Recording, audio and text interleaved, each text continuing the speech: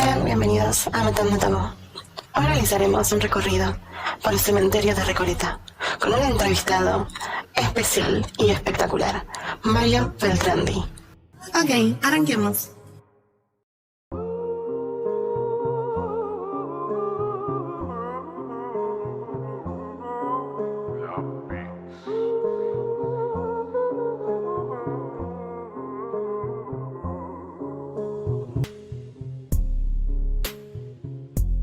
Hola, buenas tardes. Bueno, estamos en el cementerio de la Recoleta, en pleno barrio, y el origen de este cementerio se remonta a 1822, donde el entonces gobernador Martín Rodríguez toma el huerto de la iglesia del Pilar, donde la orden de los Recoletos, de ahí el nombre de Recoleta, y todo lo que es el huerto, esto que estamos viendo, lo emplea para hacer un cementerio.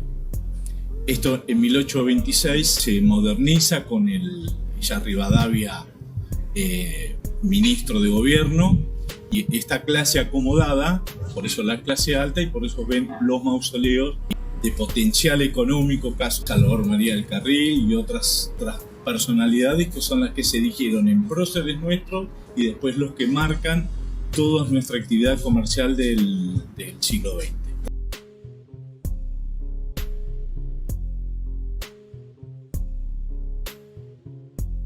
Buenas tardes, bueno, mi nombre es Mario y les contamos, estamos en el mausoleo de Salvador María del Carril, un político del siglo XIX, implicado en el fusilamiento de Dorrego, aliado de Lavalle, después fue el primer presidente de la Confederación Argentina del derrocamiento de Rosas, vicepresidente de la Nación, presidente de la primera magistratura, y lo que nos llama la atención mucho es, a mediados del siglo XIX, su esposa era una compradora compulsiva, y entonces él no era como en estos momentos que existe un divorcio, nada por el estilo, y ella por supuesto compraba en Inglaterra, hacía traer, hasta que él se cansa, y en la revista de la época, que actualmente sale Caras y Caretas, el hombre hace hincapié en lo gastadora que era la mujer, que él no iba a pagar nada más. La mujer se enoja y estuvieron más de 30 años sin hablar, sin dirigirse la palabra.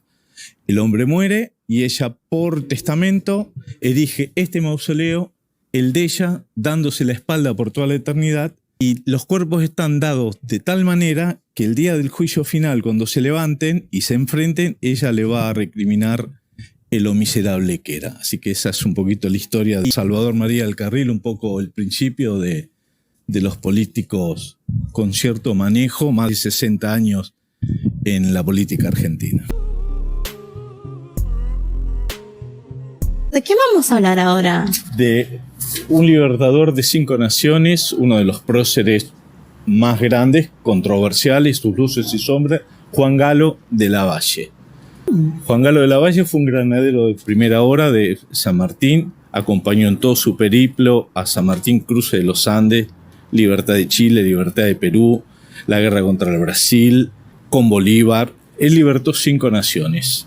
Esa es la parte, la que nosotros conocemos buena. Después, claro, cuando termina, ingresa contrario a Rosas y las controversias de nuestra historia, al resto de Lavalle y los restos de Rosas a unos 50 metros. Cosas de nuestra historia siempre tuvieron enfrentado.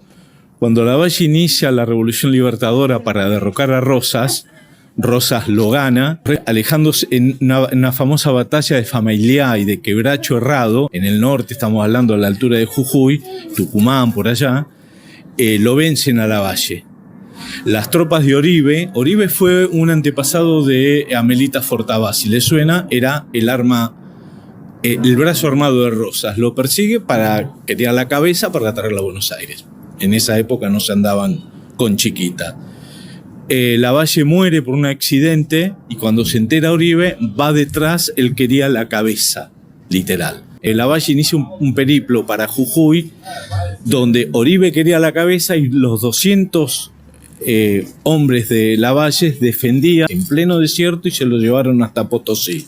El tema es que una vez que fallece Lavalle, a las 24 horas el cuerpo se empieza a pudrir por las altas temperaturas. Entonces uno de ellos, el que tiene el morrión ese que muestra ahí, con un cuchillo de campo, le saca el corazón, los huesos y la cabeza y lo pone en aguardiente para que no se eche a perder. A todo esto la fuerza de Oribe atrás de ellos. Combates, batallas, hasta que llegan a Potosí. Ahí ya no lo persigue más y ahí descansan los restos de Lavalles hasta unos 10 años después, donde ya termina la guerra civil, es derrocado Rosas. Lavalle muere en 1841 y no sé exactamente, pero en 1860 repatrian los restos y bueno, y tenemos acá el granadero que está hecho en bronce con un cañón de la batalla de Chacabuco, la legendaria batalla de Chacabuco que marca la libertad de Chile, y con un mensaje donde dice: granadero, vela su sueño y si despierta, dile que su patria lo admira.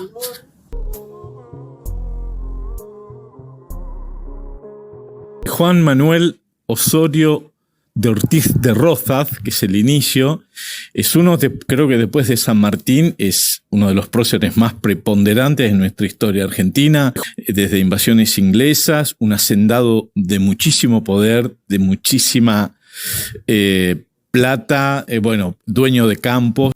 Después del fusilamiento de Dorrego, interviene para evitar la guerra civil, y él es el que compra todo lo que hoy conocemos como el barrio Las Cañitas, Palermo, donde estaba el zoológico, que hoy está el ecoparque, el barrio 3 de Febrero, todo eso pertenecía a la residencia de Rosas. Tuvo 2 gobernaciones, de 1829 a 1833, entre el 33 y el 35 del siglo XIX estoy hablando, hizo una expedición al desierto para contener a los indios, y del 35 hasta el 52 que fue derrocado, y en el medio de la segunda gobernación el famoso bloqueo francés, la famosa y mítica batalla de Obligado, y después su derrocamiento en manos de Urquiza y Salvador María del Carril, que recién estuvimos hablando de él.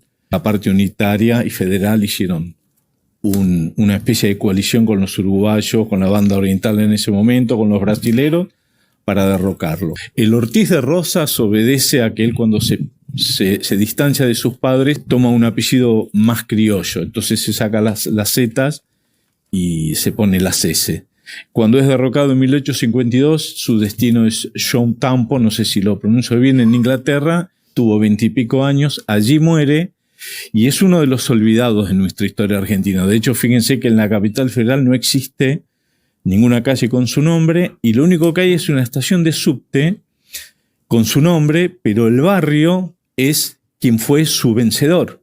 Está en el medio del barrio Justo José de Urquiza, esas cosas que tenemos en nuestra historia. Y Rosa estuvo 100 años en Inglaterra, y recién en el gobierno de Menem en 1990 se extraditan los restos, y cuando hacía recién hincapié por qué tantas personas, acá están sus familiares, este es el panteón familiar, está su esposa, y son todos familiares. Así que esa es un poquitito la historia de uno de los más grandes, por lo menos el más preponderante de nuestra historia argentina, un patriota, por lo menos en mi modesto juicio. Antes de hablar de Eva, nos remitimos a Pedro Eugenio Aramburu, que fue uno de los 3 ideólogos del derrocamiento de Perón en 1955. Hubo un pre-golpe anterior que fue abortado, y en el 55 Lonardi, que tenemos la tumba por allá, Aramburu y Isaac Rojas son los encargados del derrocamiento. En función de eso, después Aramburu, cuando contemos lo de Eva, lo de Evita, todo lo que hicieron con respecto a lo que respecta al antiperonismo, el tema es que en el 1970 los montoneros lo secuestran a Aramburu de su domicilio, lo fusilan, lo matan con un juicio revolucionario, y ahí lo encuentran, y años después, ya sepultado acá, al desaparecer los restos de Eva, los montoneros entraron, sacaron el cuerpo y quisieron canjearlo por el cuerpo de Eva. Bueno, seguimos. En realidad, Eva Duarte de Perón, más conocida como Evita, creo que es uno de los personajes más convocantes más importantes, por lo menos a nivel femenino, de la historia argentina y mucho más del siglo XIX. Compañera de Perón, propulsora del voto femenino. Digamos, para hacerlo sintético, acá lo más anecdótico, lo más aterrador fue una vez que ella muere en 1952. En 1955 es derrocado Perón. Entre 1952 y 1955, Perón contrata a un embalsamador español, Pedro Ara, y este hombre estuvo casi 2 años trabajando en lo que es hoy la CGT en Azopardo, ahí en el Bajo, y estaba en el segundo piso, en una base de cristal, como si fuera un péndulo, y ahí estuvo trabajando casi 1 año para perfeccionar y que sea perfecto el embalsamarla.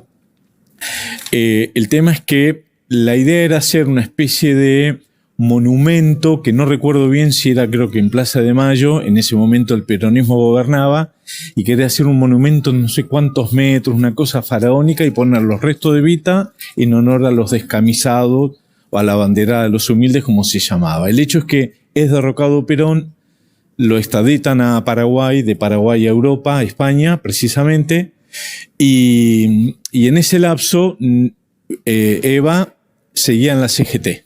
La cuestión que la Armada, cuando ve el cuerpo de Eva, la verdad que para ellos fue un festín, porque Eva despertaba o amores desmedidos u odios recalcitrantes. Y el proceso de Eva, que en algún momento, esto es para tocarlo más delicadamente y con mucho más tiempo, ha sufrido todos los vejámenes habidos y por haber, desde mutilación del lóbulo de la oreja, desde la falange, desde violaciones, necrofilia, lo que a ustedes se les ocurra.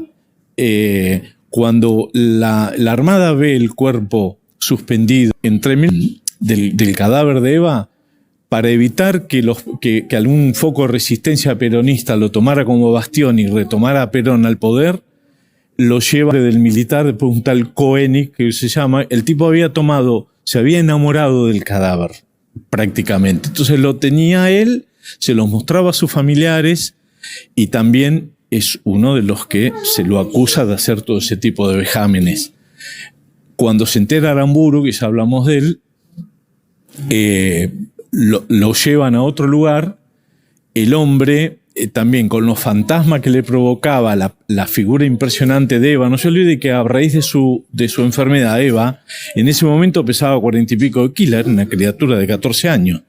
Y el hombre, a la noche, pensando que era un foco peronista que venía a rescatar, dispara a un militar y mata a su esposa.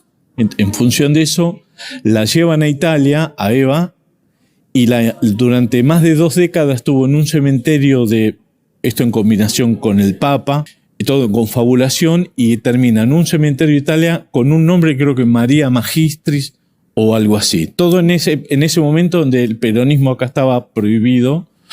El tema es que después que Lanuse, que también vimos la tumba por ahí, en 1972 quiere romper el hielo con Perón, le ofrece, más allá de la vuelta de Perón, le ofrece devolverle el cuerpo. Que así sucede en el gobierno de María Martínez de Perón.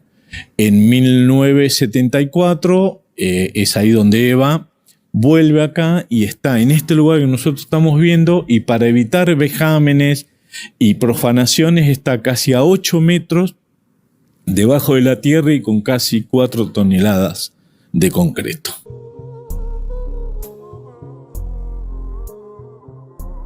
En la tumba de Liliana Crociati es uno de los mausoleos más emblemáticos de Recoleta. En el año 70, si mal no recuerdo, en su casamiento, en su noche de boda, muere una Lud en Austria. Muere ella a los 2 días. El marido sobrevive, y el papá, en homenaje el dolor que conlleva todo esto, él hace este monumento, y el perrito Sabú, que si bien estaba acá en Argentina, cuenta la leyenda, no sé si es verdad, que muere en el mismo momento que ella muere allá en Austria. Y el hecho de que brilla ese hocico, porque dice que el transeúnte o el visitante que lo toque va a tener buena suerte. Luz María García Belloso, pariente de un gran cineasta, que de hecho Blanca Podestá, que hay un teatro, también está enterrada acá. Muere a los 15 años de leucemia. Su mamá, ante el dolor, que es lógico, pide permiso al cementerio para poder pernoctar al lado de su hija. Y lo que sí también está emparentado con ese famoso mito urbano de la dama de blanco. Se dice que en el café Biela, la Biela, que está por acá cerquita, un adolescente conoce a una chica vestida de blanco, la acompaña, toman algo, salen, y cuando el chico la quiere besar, ella tiene frío, le da una campera, y cuando la quiere besar, la chica sale corriendo e ingresa al cementerio. El chico, desesperado, pide permiso, le abre el guardia hasta la madrugada. Y cuando el guardia le dice no puede ser, sí, tiene mi campera, viene este lugar, y la campera del chico estaba justo depositada donde la chica está cruzada, descansando. Así que esa es un poquito la historia. Qué hermoso, porque de ser que pasaron un montón de personas, de hecho, que contaron la misma situación, la misma historia, de que pasa lo mismo. A ella le dan la campera, y cada vez que le dan la campera, ella sale corriendo. O cuando llega un determinado horario, ella sale corriendo, estilo como la Cenicienta. ¿Vieron que el tipo llega a las 12 y se tenía que ir corriendo? Prácticamente pasaba exactamente lo mismo. Y es una historia bastante linda, bastante maravillosa, porque por general estamos acostumbrados a ver historias que conllevan a un montón de terror, chicos. Y la realidad es que no todas las historias paranormales son terroríficas, sino que son tan bellas como esta, que es una historia que lleva a un poco a pensar que hay amor en esta psiconía sería, vamos a ponerle que sí, paranormal. Así que, gente de Matando Tabú, seguimos ahora con esto.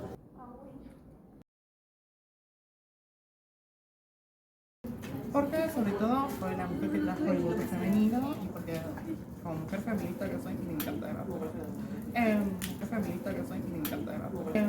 Me doy vuelta, perdón. Ahí están bien.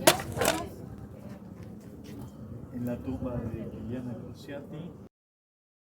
Mucha impresión porque no sé si alguna vez estuvieron viendo los ataúdes, que son enormes. O sea, o estas personas medían 2 metros o estaban muy chiquitos. Pero en fin, acá vamos a hablar sobre Rosa, porque es conocida, y recién me estoy descubriendo eso. ¿Verás? Oh, mi Dios, Flor. Como dice el dicho, del dicho al hecho. Vamos a decir, como dice el dicho, ha sido nuestra presidenta. Igual, con toda amor Perón, obviamente. Así que, muchísimas gracias por todo. Esto fue el cementerio de la Recoleta. Muchísimas gracias por recorrer con nosotros este pedacito de la historia argentina con sus mitos y leyendas, narrada por nuestro historiador personal, el gran Mario Beltrandi. Nos vemos la próxima. Esto es... Matando Tabú.